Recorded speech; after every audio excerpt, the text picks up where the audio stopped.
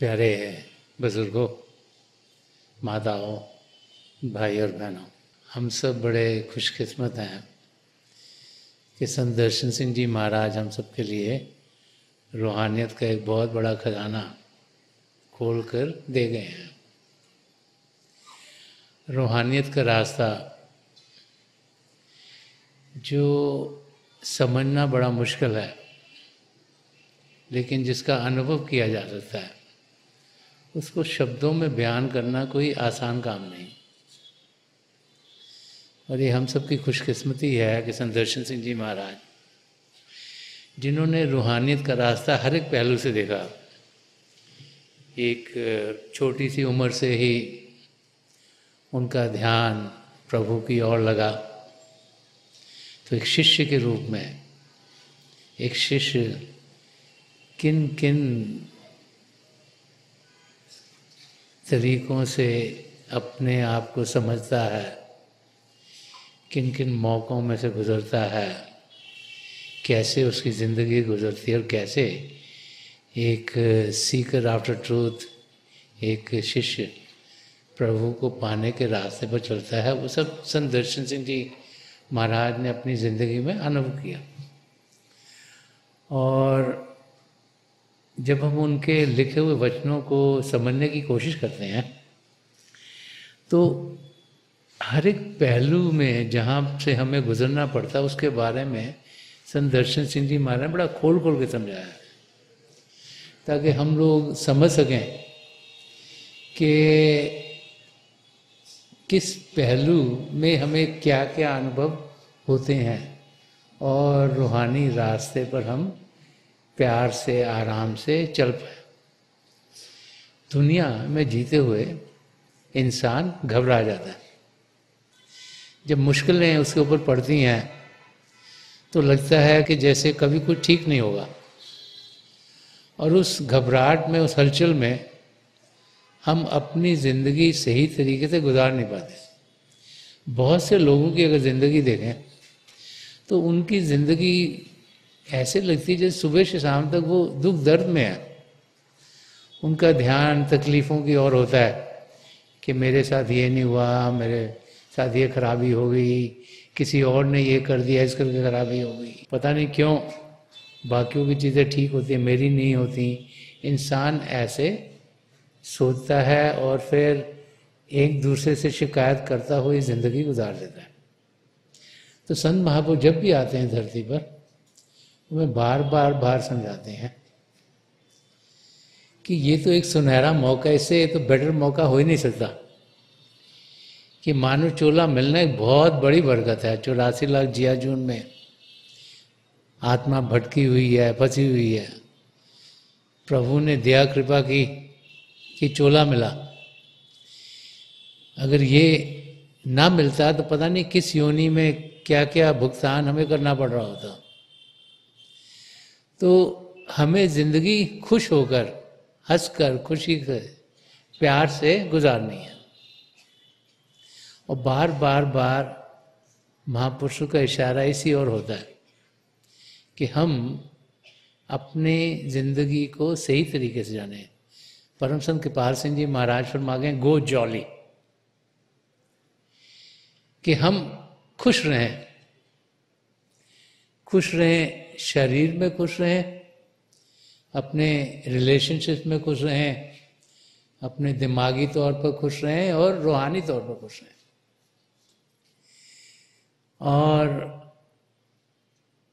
आजकल क्योंकि बहुत सी रिसर्च बहुत सी चीज़ों में होती है, तो कई डॉक्टर्स भी समझा रहे हैं कि जो इंसान पॉजिटिव रहता है, जो खुश रहता है, वो जब उनकी जैसे बीमारी आती है या कोई सर्जरी होती है, तो वो फिर उस सर्जरी से हील अप बहुत जल्दी हो जाते हैं, रिकवरी उनकी बहुत अच्छी होती है। और अपने आप को खुश रखना, अपने आप को उस अवस्था में रखना जहाँ पर हमें ये लगे कि ज़िंदगी खुशी से गुजारनी है, प्यार से गुजारनी है, तो हम देखेंगे कि हमारी ज़िंदगी बड़ी आराम से गुजरेगी। एक वाक्य है, एक अमेरिका का एक जर्नलिस्ट था, उसकी लाइफ का है। ये 1964 की बात है। तो उसका नाम नॉर्मन कजिन्स था। वो अमेरिका से बाहर था और उसकी तबीयत बहुत ख़राब हो गई। जब तबीयत बहुत ख़राब, बुखार बहुत चढ़ गया, शरीर में दर्द बहुत हुआ उसको, तो डॉक्टरों ने कहा कि इसको बचने की कोई गुंजाइश नहीं है, कोई बीमारी है, उसका नाम शायद कोलेजन है, कि वो बीमारी 500 में से एक इंसान ही शायद बचता है। तो उन्होंने कहा कि बचने अगर की इसकी कोई गुंजाइश नहीं लगती, इसको दवाइयाँ दे रहे हैं। जब वो उस हालत में था, जब वो बिस्तर से उठ नहीं पा रहा था, इतनी ताकत नहीं थी शरीर में, और दर्द शरीर के कई हिस्सों में हो रहा था, और उसको फीवर, बुखार बहुत ज़्यादा था। तो वो सोचना शुरू हुआ कि अगर डॉक्टर्स कह रहे हैं कि मैं बचूंगा नहीं, तो कोई तो तरीका होगा कि अगर तकलीफ़ों में ही इंसान घिरा रहा, तो कुछ मैं अपने आप के लिए करूं, देखूं कि मैं अपने आप को कैसे मदद कर सकता हूं। उसको ख्याल ये आया कि अगर मैं हर वक्त यही सोचता रहा कि मैं मर जाऊंगा, मैं मर जाऊंगा, मर जाऊंगा, फिर तो मैं मर ही जाऊंगा, फिर तो कोई बचने के हालात ही नहीं है, डॉक्टर भी कह रहे हैं कि बचेगा नहीं। तो उसने सोचा कि अगर मैं ऐसी पेसिमिस्टिक, ऐसी ज़िंदगी जीना शुरू करूं जिसमें मेरे को लगे कि मैं रहूँगा नहीं, तो फिर तो मैं चल बसूंगा। तो उसको लगा कि नहीं, मैं ना सोचता हूँ कि मैं जीऊँगा ज़रूर। और मैंने सोचा कि मैं ना, जैसे हॉस्पिटल में तो जाओ तो हर जगह दुख दर्द ही होता है, सबको तकलीफ़ें होती हैं, कोई कर रहा है, कोई पेन में, किसको दुख हो रहा है, किसको और कोई तकलीफ है। तो उन्होंने कहा नहीं नहीं, मैं ना हंसना शुरू कर दूंगा। उन्हें आस्ते आस्ते जो भी उसके आस पास, उनको कहा कि मुझे कुछ किताबें ला के दो जिनमें जोक्स हों हो रहे। फिर आस्ते आस्ते उनको पढ़े और वो हंसा करे जोर जोर से। और उसने उसके बाद कोई जो उस समय में कोई फनी मूवीज़ थी वो देखी, कोई ऐसी हरकतें की जिससे कि वो ज़्यादा दिन में हंसता रहे। और जैसे ये वाक़या बताया जाता है कि वो वापस अमेरिका में आया, कई महीनों के बाद वो चल फिरना शुरू हुआ और उसकी तबीयत इतनी अच्छी हो गई कि वो गोल्फ भी खेलना शुरू हो गया। गोल्फ में बहुत चलना पड़ता है और काफ़ी बॉडी के स्विंग्स लगाने पड़ते हैं। तो आजकल डॉक्टर भी बता रहे हैं कि जब इंसान हंसता है, जब खुश रहता है, तो उसके अंदर ना वो एंडोर्फिन निकलते हैं, ऐसी चीज़ें शरीर के अंदर निकलती हैं जिससे कि जो हमारी इम्यूनिटी है वो बढ़ जाती है, जिससे कि जब कोई तकलीफ है उसको हम आसानी से सहन कर सकते हैं। और जब हम महापुरुषों के लफ्ज़ों को ध्यान से समझते हैं, तो जब संत कृपाल सिंह जी महाराज ने गो जॉली कहा, तो उनका मतलब सिर्फ हंसने से नहीं था, उनका मतलब था कि हम खुश रहें। खुश रहेंगे तो शरीर भी ठीक ठाक रहेगा, खुश रहेंगे तो जो हमारे रिलेशनशिप्स हैं वो भी अच्छे रहेंगे, खुश रहेंगे तो दिमाग भी सही चलेगा, डिसीजन भी अच्छे मेक करेंगे, और खुश रहेंगे तो रूह भी तंदुरुस्त होगी। तो गो जॉली का मतलब नहीं है कि भाई यहाँ पे हंस दो, वहाँ पे हंस दो, यहाँ पे, उसका मतलब है कि हम अपने आप को हर हाल से उस अवस्था में रखें जिसमें हम खुश हों। तो हम खुश कैसे हों? संत कृपाल सिंह जी महाराज ने एक जगह और फरमाया कि if you know how much I love you, you will be dancing with Joy.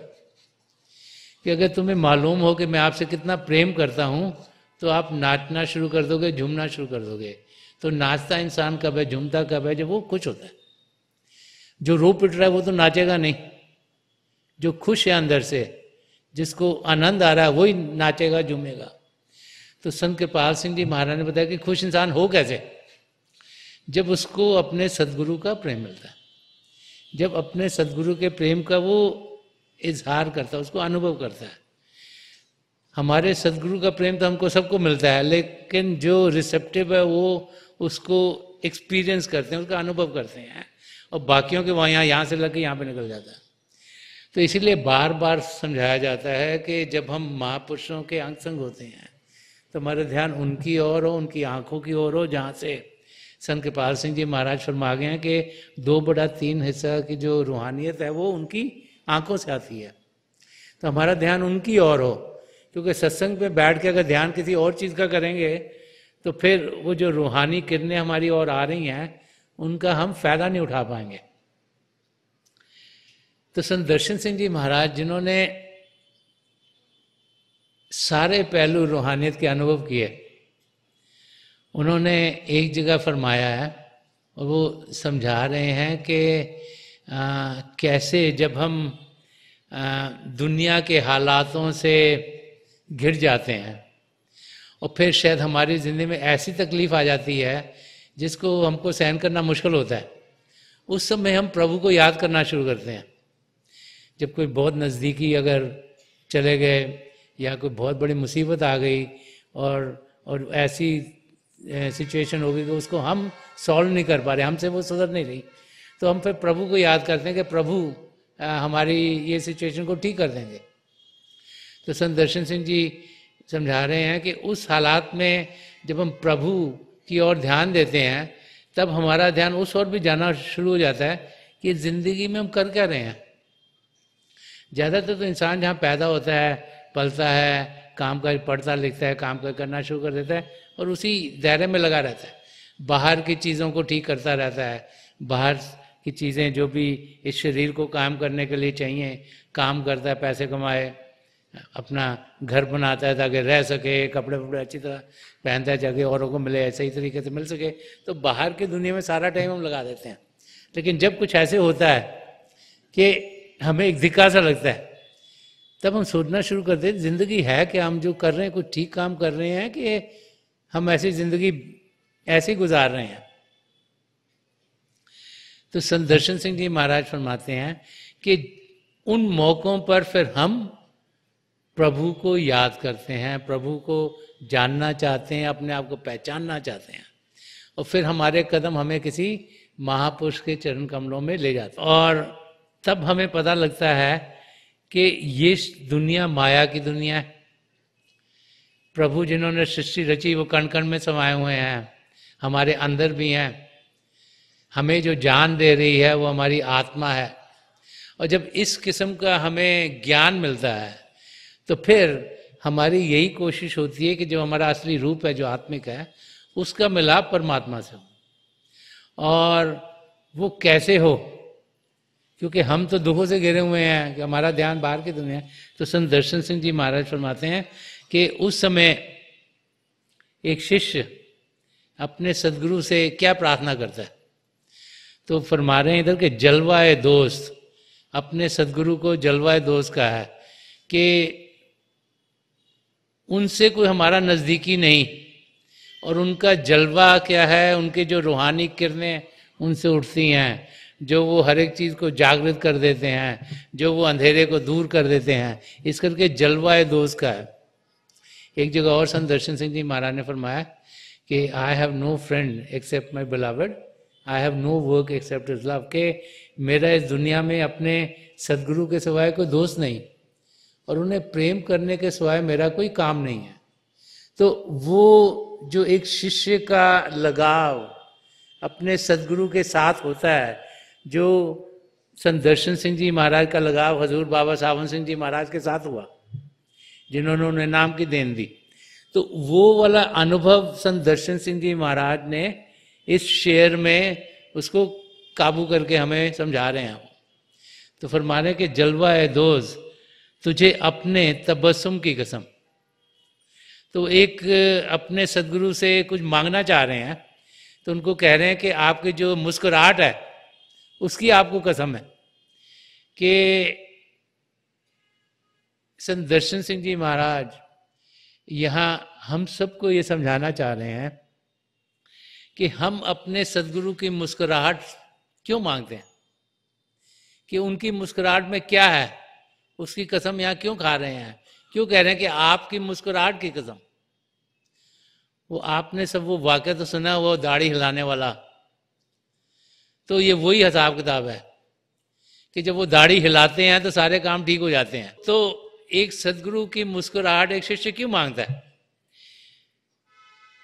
एक बाहरी रूप से मांगता है, एक अंदरूनी रूप से मांगता है। किस लिए?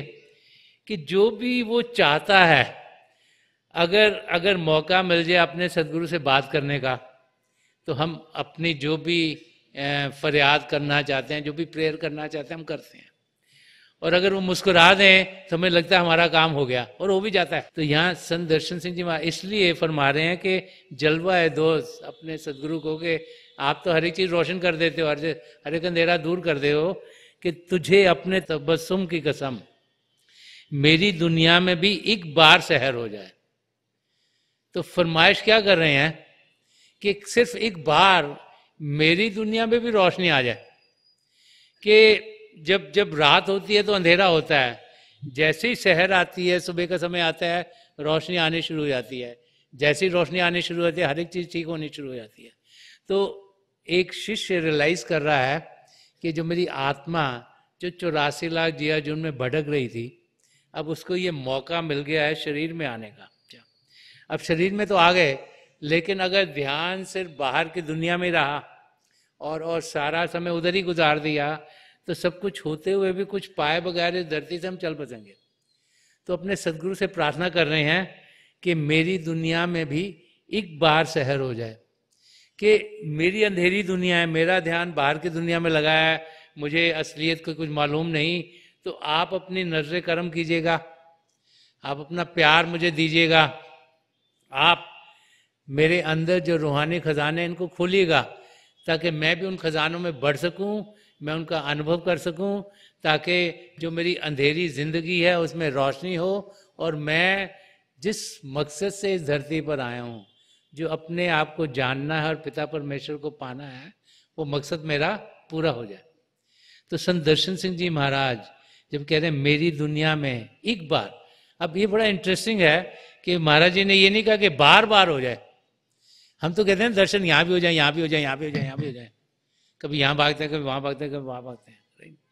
क्योंकि हम सोचते हैं कि पता नहीं किस वक्त नजर इनायत होगी, किस वक्त हमारा काम बन जाए, इसीलिए इंसान भागता है या कोशिश करता है मुझे इधर भी दर्शन हो, इधर भी दर्शन हो। कबीर साहब तो फरमा गए हैं कि एक बार नहीं 1000 बार दर्शन करें महापुरुषों के, इसलिए कि पता नहीं किस पल में कैसी नजर आए कि जो हमारी जिंदगी के मकसद को पूरा कर दे। तो इसीलिए फरमा रहे हैं कि एक बार, और अगर इसको और गहरे तरीके से समझने की कोशिश करें तो यहाँ पर ये फरमाइश हो रही है एक शिष्य से, जो कि एक सत्संग में आया, किसी महापुरुष के सत्संग में पहुंचा, उसने सत्संग सुने, उसकी समझ बेहतर होने शुरू हो गई, उसको समझ में आना शुरू हो गया कि ये जिंदगी तो किसी पर्पस की है, इसका कोई गोल है, कि कोई मकसद है इस जिंदगी का। और उसको समझ में आया कि वो मकसद है अपने आप को सही रूप में जानना और पिता परमेश्वर को पाना। तो फिर जब उसको वो समझ में आ गया कि अपने आप को हमने जानना है, पिता परमेश्वर को पाना है, तो फिर वो सोचता है कि कैसे मैं पाऊंगा। तो उसे लगता है मुझे नाम की ध्यान मिले, मुझे मेरी इनिशिएशन हो, और वो जो नामदान है वो ही अगर एक बार जब वो नाम की दान मिलते हैं हमें, उनमें क्या होता है, हमारे सदगुरु की जो चार्ज अटेंशन है वो हमें मिलती है। वो अपनी कमाई का कुछ हिस्सा हमें देते हैं ताकि ये जो 10वां द्वार है, शिव नेत्र है, ये जो बंद है ये खुल जाए। और जब उनकी दया मेहर से, उनकी तवज्जो से, जब उनकी अटेंशन मिलती है हमें, तब ये द्वार खुलता है। और जब ये खुलता है तो फिर हम अंदर की दुनिया में जाने के लायक होते हैं, क्योंकि जो अंदर की दुनिया, जो रोशन दुनिया है, जो अंधेरे को दूर कर देती है, उसमें जाने का हमें तरीका मिल गया, रास्ता मिल गया। तो वो जब एक बार यहाँ पे कहा गया है कि मेरी दुनिया में भी एक बार सहर हो जाए, वो ये है कि मुझे नामदान मिले, मेरा ध्यान जो बाहर की दुनिया जा वहां से हटे, आपकी इतनी तवज्जो मुझे मिले कि ये 10वां द्वार खुले, और वो तरीका आप मुझे बताइए जिसके जरिए मैं अंदर की दुनिया में बढ़ सकूं, अंदर की रोशनियों के साथ जुड़ सकूं, अंदर की खुशियों के साथ मिल सकूं, और अंदर की खुशियों के साथ जुड़ूंगा तभी मैं अपने आप को सही रूप में जानूंगा, और तभी मेरे कदम पिता परमेश्वर की और बढ़ेंगे। तो इस शेर को जब समझने की कोशिश करें तो उसके अंदर बहुत गहरे मीनिंग है। इवन जो मुस्कुराने की बात कही गई है, मुस्कुराना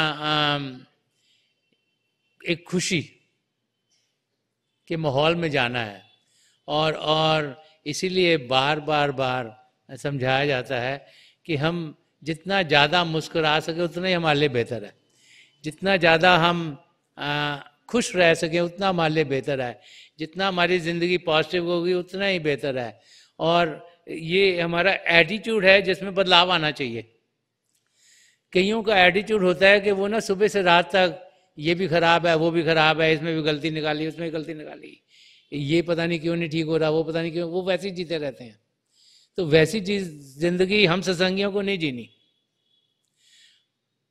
हम जिन पर हजूर बाबा सावन सिंह जी महाराज, परम संत कृपाल सिंह जी महाराज और दयाल पुरुष संत दर्शन सिंह जी महाराज का इतना प्रेम हम सबको मिला है, हमें उनकी बताए हुए रास्ते पर चलना, हमें खुशी से जिंदगी जीनी है।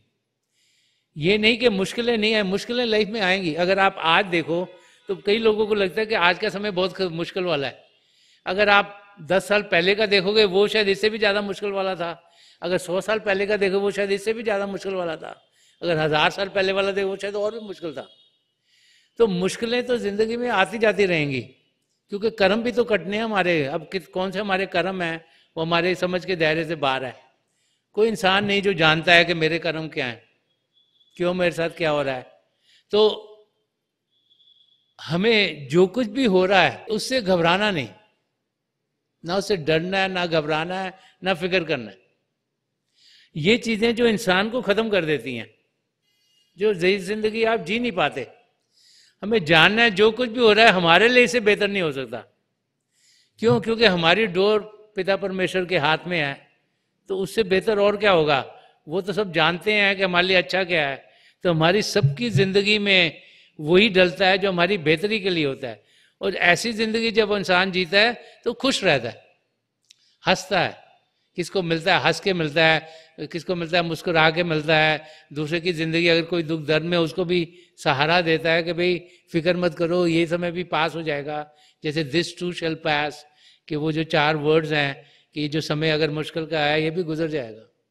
तो हमें जिंदगी प्यार से गुजारनी है, प्रेम से गुजारनी है, मुस्कुराते हुए गुजारनी है, हंसते हुए गुजारनी है। जब ऐसी पॉजिटिव जिंदगी जिएंगे तो हम देखेंगे हर एक चीज हमारी सही होगी। संत दर्शन सिंह जी महाराज तभी पॉजिटिव मिस्टिज्म और नेगेटिव मिस्टिज्म को खोल के समझा गए। उनसे पहले कभी किसी ने पॉजिटिव मिस्टिज्म की बातचीत नहीं की थी। तो उन्होंने समझाया कि घर बार को छोड़ देना, कहीं दरिया के किनारे पे जाके बैठ जाना, पहाड़ पे पहुंच जाना और प्रभु को 24 घंटे याद करना, वो हमारी जिंदगी नहीं है। उसको उन्होंने नेगेटिव मिस्टिज्म कहा कि प्रभु ने हमें इस धरती पर भेजा है कर्म काटने के लिए। तो हमारे कर्म है, कोई इसके साथ है, कोई इसके साथ है, कोई इसके साथ है, इसके साथ है। वो सोसाइटी में रह के ही हो सकते हैं, फैमिली में जी के हो सकते हैं, तभी कटेंगे। और कहीं बाहर जाएंगे तो उनके साथ कर्म कैसे करेंगे हमारे। तो उन्होंने कहा कि हम पॉजिटिव मिस्टिज्म की जिंदगी जीनी है कि अपने घरों में रहते हुए, अपने अपने धर्मों में रहते हुए, अपने अपने सोसाइटीज में रहते हुए हम प्रभु को जाने, प्रभु को पहचाने, कदम प्रभु की ओर बढ़ाएं।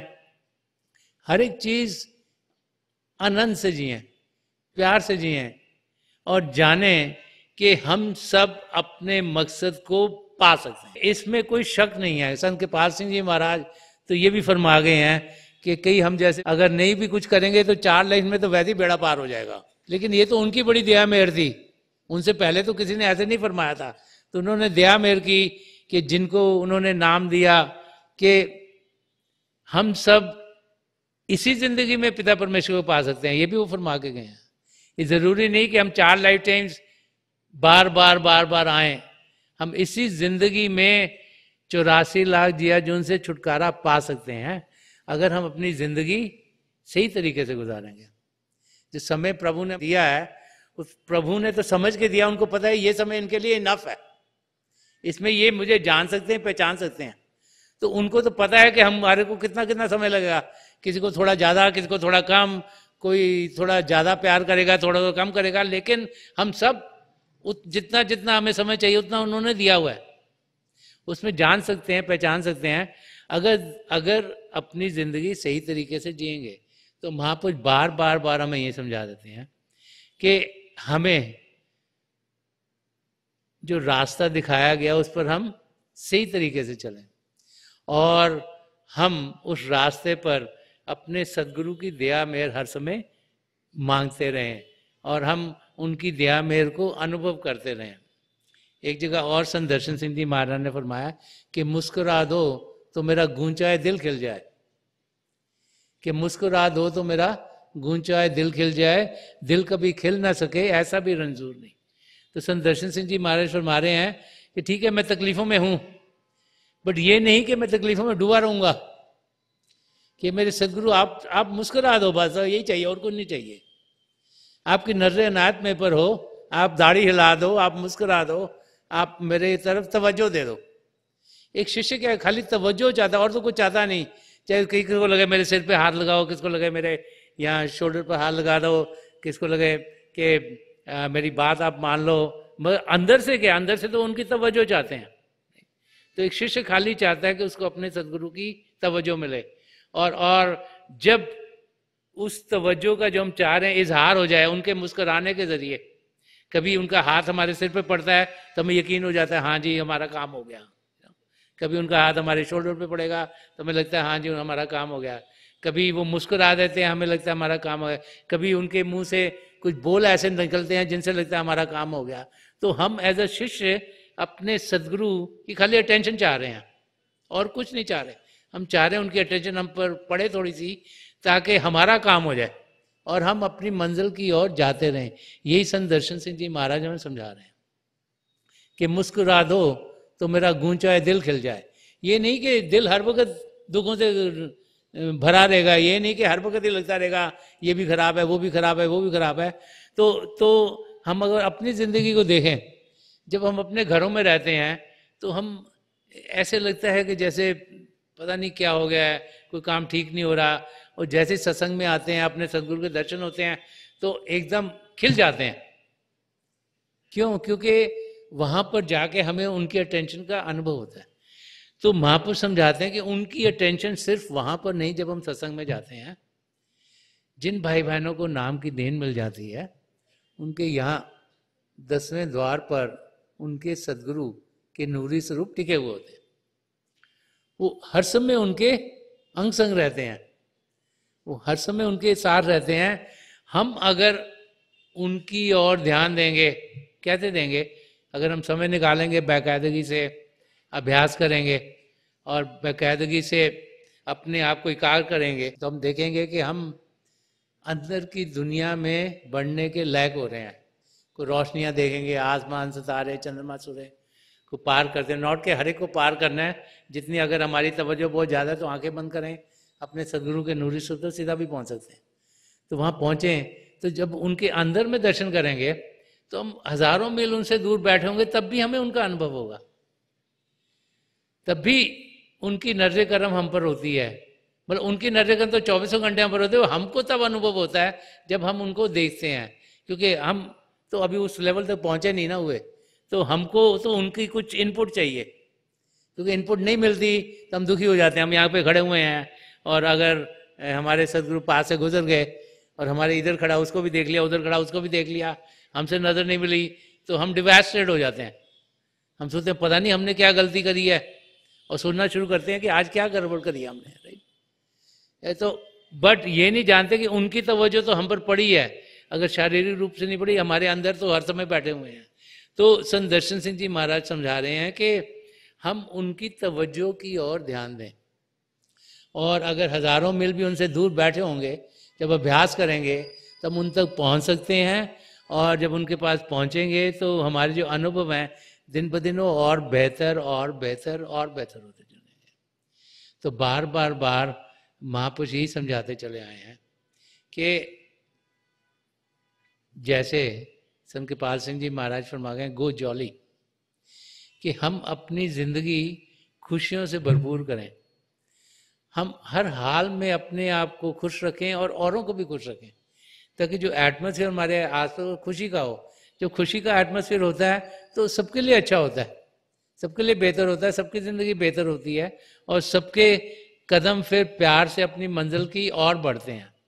और जब आप मुस्कुराते हो तो दूसरे इंसान को भी समझ में आती है कि सिर्फ आप नहीं मुस्कुरा रहे, पिता परमेश्वर मुस्कुरा रहा हम पर, क्योंकि हम सबके बीच में तो प्रभु हैं। और जब कोई हमको मुस्कुरा के मिलता है तो हमारा दिल खुश हो जाता है। खुशी ऐसी चीज़ है, जब इंसान खुद खुश होता है वो औरों को भी खुश करने की कोशिश करता है, और वो खुशी फिर उनसे औरों तक जाती है, और उससे हर एक को फायदा होता है। तो संत दर्शन सिंह जी महाराज हमें यही समझा रहे हैं कि हम पूरी पूरी कोशिश करें कि जो वो खुशी जो हमारे भीतर है, क्योंकि पिता परमेश्वर हमारे अंदर है, उनकी नज़दीकी, उनका प्यार हमें खुशी के आलम में लेके जाता है, उसका हम अनुभव कर पाएँ। और जैसे ये पहले शेर में उन्होंने फरमाया कि जलवा दोस्त तुझे अपने तबस्सुम की कसम, कि वो उस खुशी का हम इजहार कर पाएँ उनकी मुस्कुराहट से, उनका कोई भी एक्शन जो हमें लगे कि हाँ हमारी फरियाद, हमारे जो हमने प्रार्थना की है वो पूरी हो रही है, जो हम चाहते हैं हमारी ज़िंदगी में होगा, वो जो हमारे लिए बेहतर है वही होता है हमारी ज़िंदगी में। और यही जाने कि जब उनकी निगाहें हमारे ऊपर पड़ती हैं, और जब उनकी नज़र करम हम पर होता है, जब दया दृष्टि उनकी हम पर होती है, तो फिर हम अपनी मंजिल की ओर बढ़ने के लायक होते हैं। हमारे अंदर भाव भी ऐसे उठते हैं जिनके ज़रिए हम अभ्यास ज़्यादा करें, हम अपनी ज़िंदगी को पवित्र बनाने की कोशिश करते हैं ताकि सद्गुण हमारी ज़िंदगी का हिस्सा हों, और हम कोशिश करते हैं कि हम बाकायदगी रोज़ाना अभ्यास करें ताकि हम अपनी मंजिल को इसी ज़िंदगी में पा लें। तो बार बार बार जब भी महापुरुष धरती पर आए हैं, उस हमें यही समझाते चले आए हैं कि ये मौका एक बहुत ही सुनहरा मौका है, इसको गंवाना नहीं। फिर पता नहीं कब दोबारा से मौका मिले इस शरीर में आने का, तो इसी ज़िंदगी में हम अपना पूरा ध्यान दें ताकि हम अपनी मंजिल तक पहुंच जाएं। और जब ऐसी ज़िंदगी जिएंगे तो हमारा मकसद इस धरती पर आने का पूरा होगा। तो थोड़ी देर के लिए हम अभ्यास के लिए बैठ जाएं, क्योंकि उससे बेहतर और कोई चीज़ है नहीं। अंदर की दुनिया में बढ़ना ही हमारा सबसे बड़ा काम है। अपनी आंखें बंद कर लीजिएगा, जो आंखों के डेले आईबॉल है सीधे सामने होने चाहिए, जैसे 8-10 इंच आपके सामने है। आंखें बंद करते ही वो भाई बहन जिन्हें नाम की देन मिली है, आप सिमरन कीजिएगा। जो भाई बहन यहाँ नए हैं, आप पिता परमेश्वर के किसी भी जाति नाम का जाप कीजिएगा। जाप मन ही मन करना है, ऊंचा नहीं दोहराना। थोड़ी देर में आपको रोशनी के चिन्ह दिखेंगे, और उसके बाद कई और नज़ारे देखने को मिल सकते हैं। आसमान, उसमें सितारे, चंद्रमा, सूर्य, या कई खुश नसीब जो अपने सदगुरु के नूरी स्वरूप तो पहुँचेंगे। और आप वहाँ पहुँचे तो उनकी आंखों में देखिएगा, तो जो जो अनुभव हम सबके लिए बेहतर है वही अनुभव हमें मिलते चले जाएंगे। मेरी प्रभु के चरण कमलों में जो पिछली सेंचुरी के महापुरुष हुए हैं, हजूर बाबा सावन सिंह जी महाराज, परम संत गोपाल सिंह जी महाराज और दयाल प्रसन्न दर्शन सिंह जी महाराज, उनके चरण कमलों में यही प्रार्थना है कि जो जो हम सबके लिए बेहतर है महापुरुष हमें दें, हमें सबके साथ जोड़ें, और हमारे भीतर प्रभु की ज्योत के हमें दर्शन करवाएं। थोड़ी देर में मैं आपको इस बैठक से उठाऊंगा, और मेरी शुभकामनाएं आप सबके साथ हैं।